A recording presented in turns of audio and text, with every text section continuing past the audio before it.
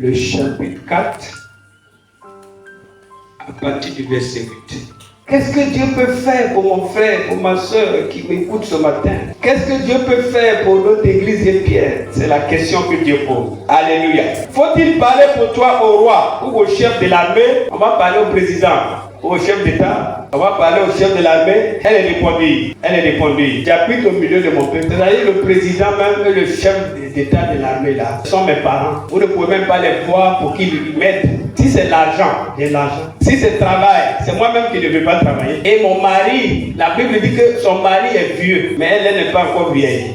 Mais la parole qu'Élisée avait dite au verset 17, cette femme devait enceinte et elle a enfanté un fils à la même époque de l'année suivante, comme Élisée lui avait dit. Voilà, l'enfant est né, la femme est dans la vie. Ces gens qui ont l'argent, ils cherchent enfant, qui n'ont pas enfant. Mais pour toi, peut-être tu es enfant, peut-être toi tu dors bien, tu as la paix, tu n'es pas malade. Mais il te manque des choses que tu n'as pas. Peut-être Dieu t'a dit que tu auras ces choses, mais ce n'est pas encore arrivé. Mais laisse-moi te dire que cette parole va s'accomplir au nom de Jésus. J'ai dit, laisse-moi te dire que cette parole va s'accomplir au nom de Jésus-Christ de Nazareth.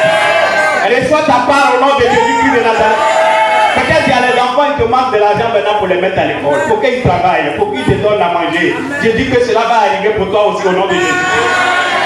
La parole de Dieu s'est accomplie et l'enfant a grandi. Tout le monde va bien, ça va très bien dans la maison. Le jour qu'il était allé trouver son père vers les moissonneurs, il peut être vieux puis faire de l'enfant, il n'y a pas de problème. À sa vieillesse, il a eu son enfant. Il dit, ne dis pas que je suis vieux. L'enfant grandit. Un jour, il est allé trouver son père vers les moissons. Et l'enfant dit à son père, ma tête, ma tête, ma tête, ma tête me fait mal, ma tête me fait mal. Et son père dit à ses serviteurs, apportez-le à sa maman. Il mourut. L'enfant est mort sur les pieds de la tsunami. Elle n'a pas pleuré, elle n'a pas crié, elle n'a pas insulté Dieu, elle n'a pas paniqué. Aucun voisin n'a su que l'enfant est mort. Le serviteur qui a noyé l'enfant n'a même pas su que l'enfant est mort. Dans le village, personne n'a su que l'enfant est mort. Elle a pris l'enfant, elle est montée dans la chambre de l'homme de Dieu. La chambre qu'elle avait donnée à l'homme de Dieu là. Elle a pris l'enfant, elle allait déposer sur le lit où l'homme de Dieu se couche. Elle a déposé l'enfant, elle a refermé la porte et elle est sortie. Son mari dit où tu vas, elle dit que tout va bien.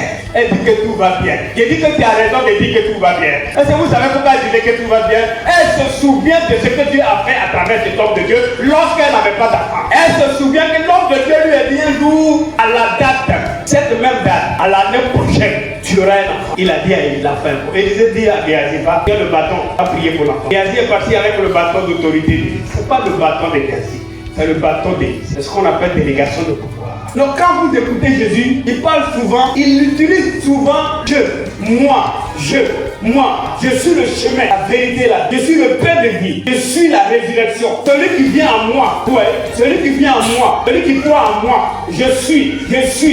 Pourtant Jésus lui-même dit de ne pas être orgueilleux. Je vous ai préparé des places dans le ciel. Et quand je serai allé, je viendrai vous chercher. Il n'y a pas un prophète qui a parlé comme ça. Élisée arrive dans la chambre, l'enfant est couché. La Bible dit que quand il est venu, il s'est couché sur la tête. Il s'est couché dedans. Sa bouche, c'est la bouche de l'enfant qui est mort. Ses yeux dans les yeux de l'enfant qui est mort. Sa poitrine sur la poitrine de l'enfant qui est mort. Et il est en train de prier. Il est en train de prier. L'enfant se lève pas. Il se lève sur l'enfant. Il marche dans la chambre. Il marche dans la chambre. L'enfant se lève pas. Il prie. L'enfant se lève pas. Il crie à Dieu. L'enfant se lève pas. Je voudrais te dire, toi qui pries longtemps et tu n'as rien eu encore, espère. Amen. Toi qui n'as rien vu encore, espère. Amen. Toi qui penses que Dieu n'a rien fait encore, espère. Persévère. Continue. Dieu va faire le miracle. Et il va commencer à prier. À prier. Parce que tant que l'enfant n'est pas réveillé, lui il ne cesse pas de prier. Il prie. La Bible dit que l'enfant a commencé à être. Tiens. Cette fois, le chiffre 7 est le chiffre de la rédemption. Cette fois l'enfant, et l'enfant s'est réveillé. Il dit que la parole dit amen très fort. Peut-être tu n'étais pas là, peut-être tu n'étais pas là, tu n'étais pas ce qui se passait. Peut-être tu n'étais pas là, donc tu n'es pas acclamé. Mais ce jour-là, tu étais là. Oh, dis amen.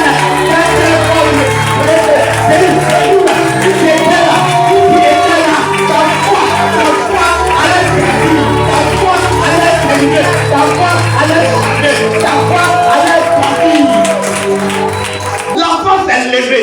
Il a pris l'enfant. Il a remis à son fils. Il a remis l'enfant. Vous voyez maintenant que l'enfant, la femme là, avait raison de dire que tout va bien.